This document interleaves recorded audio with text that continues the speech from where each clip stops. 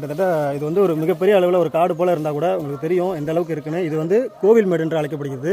கோவில்மேடுனா என்ன அர்த்தம்னா, கோவில் இடிஞ்சு விழுந்து மேடானதுக்கப்புறம் இந்த இடம் வந்து கோவில்மேடுன்னு அழைக்கப்பட்டிருக்கு. பாருங்கள் எந்த அளவுக்கு ஒரு மிகப்பெரிய ஒரு லிங்கத்தடி பாருங்கள், எவ்வளோ பெருசு பாருங்கள்.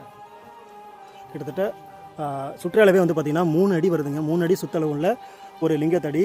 அதோடைய ஆவுடை வந்து பார்த்திங்கன்னா 4 அடி அகலம் வருதுங்க. ஆவுடை அவ்வளோ அழகாக இருக்குது. அப்படி இருந்தும் கூட இந்த கோவில் நிலையில் இருக்குது. இந்த ஊரோட இளைஞர்களுடைய உத்வேகம் இன்றைக்கி வந்து நம்மளை இங்கே வர வச்சிருக்கு. அவங்க மூலயமா வந்து கூடிய விரைவில் வந்து இந்த அதிகபட்சம் ஒரு 4 நாட்கள் இதுக்கு வந்து பிரதிஷ்டை பண்ணலாம் நம்ம இருக்கோம்.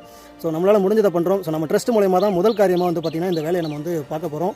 ஸோ எங்களால் முடிஞ்சதை நாங்கள் பண்ணுறோம், உங்களால் முடிஞ்சதை நீங்கள் பண்ணுங்கள்.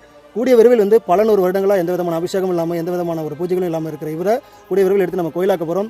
இப்போதைக்கு நம்மளால் முடிஞ்ச அளவுக்கு ஒரு செட்டு போட்டு அமைச்சு வைக்க போகிறோம். அதற்கப்புறம் கண்டிப்பாக இது ஒரு நாள் கற்கோயில் ஆகும். ஏன்னா ஊர் இளைஞர்கள் அவ்வளோ ஒரு உறுதியாக இருக்காங்க இந்த கோவிலை வந்து மீட்டெடுக்க. முடிஞ்சதை நம்மளால் நம்ம ட்ரஸ்ட் மூலமாக கூடிய விரைவில் வந்து நம்ம பண்ணி கொடுக்க